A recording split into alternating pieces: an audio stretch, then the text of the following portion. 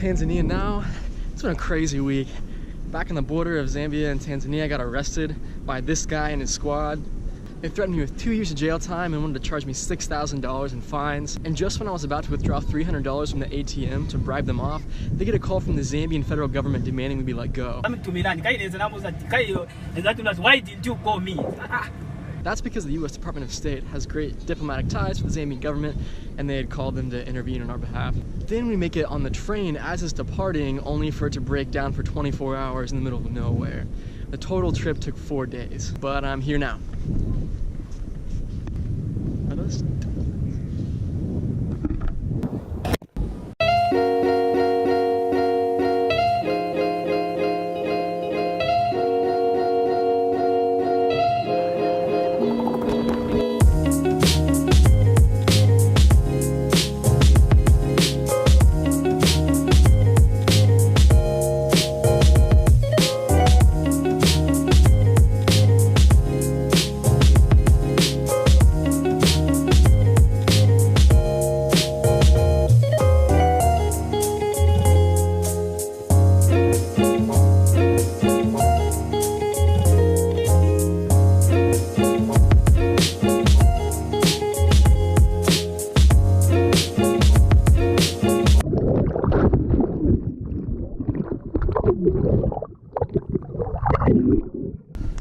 That was cool, but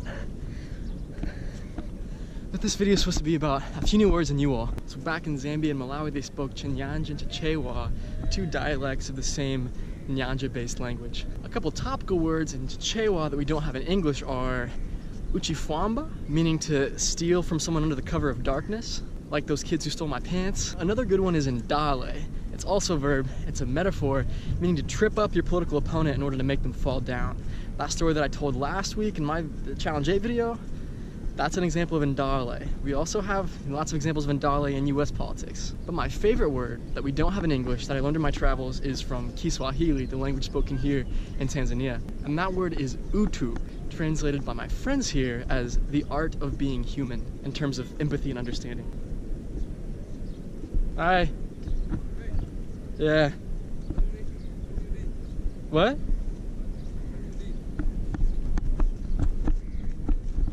I'm just taking pictures. Yeah, I'm talking to my camera. I help teach a class, and I have some students. Is there anything you want to teach the students? Be there, we can go to show in the class? Yeah, in the class. Yeah. Oh, no, sorry. Here you go. Cool. Cool. All right. Mimi Masai, tunadumisha nia yetu kwa kila kitu. Tunatokea ila tunatoka bara na sisi tumekuja tu hapa kwa sababu ya kikazi.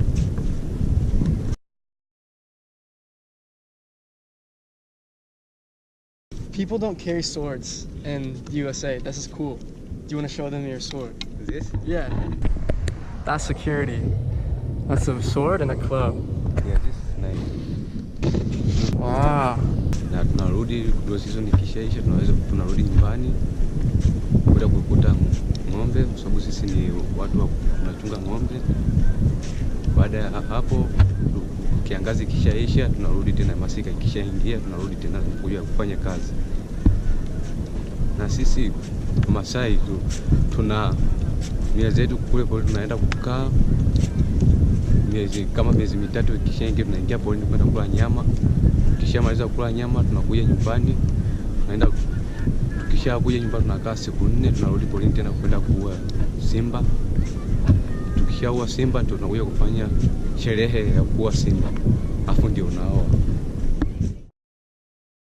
When you're 15? Yeah, you go to forest to eat meat.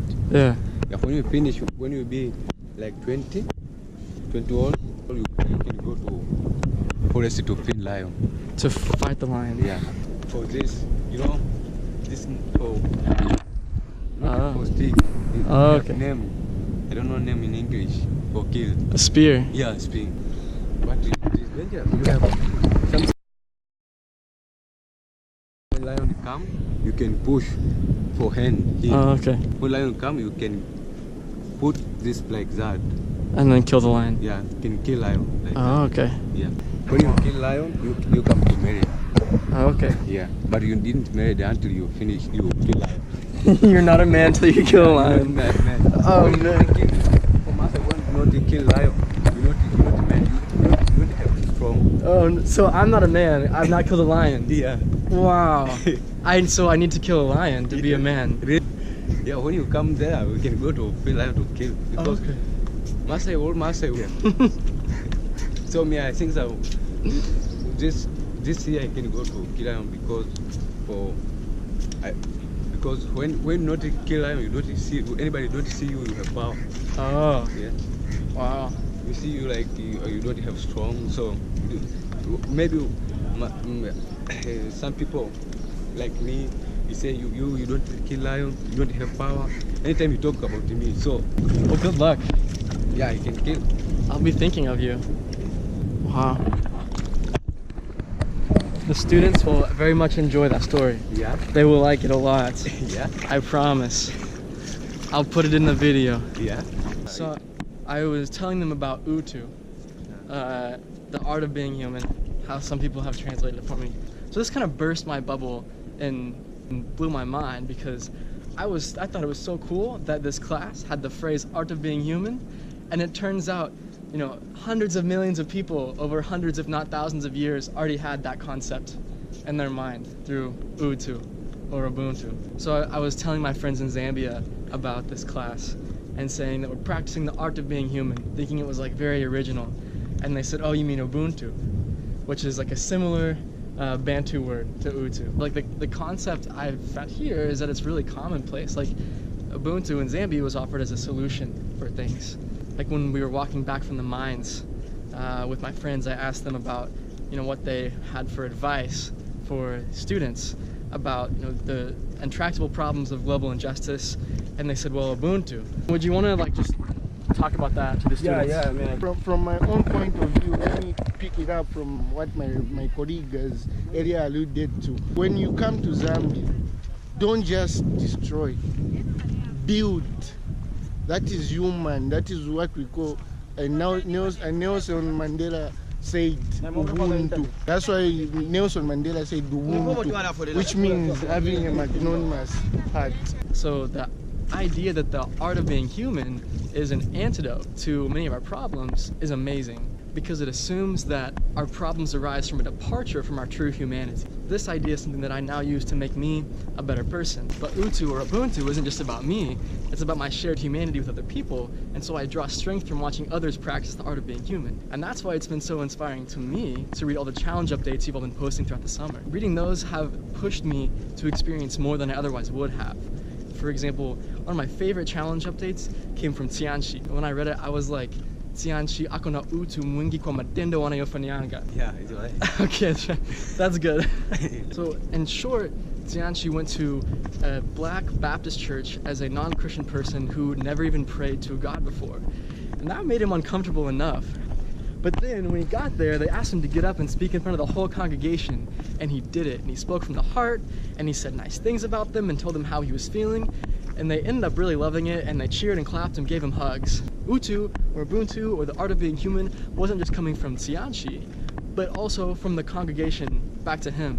Like, Tianchi was brave enough to go out and try to appreciate difference, and that difference ended up appreciating him back. Around that time, I was out for a run one day, and I heard a gospel choir singing in the distance. And I thought of Tianchi's story, and I decided I should go meet those people, and so I went to go find them. When I found them, I introduced myself to them, and they were so excited that I came to see them that they invited me to sing with them, and so I did in my sweaty running clothes.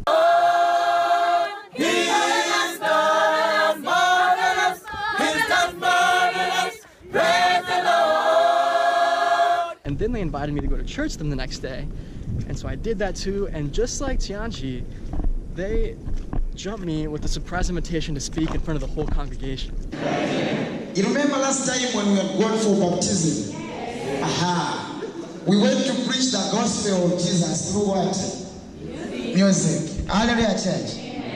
Amen. And so as we were singing, waiting for the waters to come, white people were passing just by Central Church there. And upon hearing the sound of our music, they got attracted. Hallelujah, church. And they said they were very happy, people, upon the baptism, they were like, we want to visit you where you congregate from.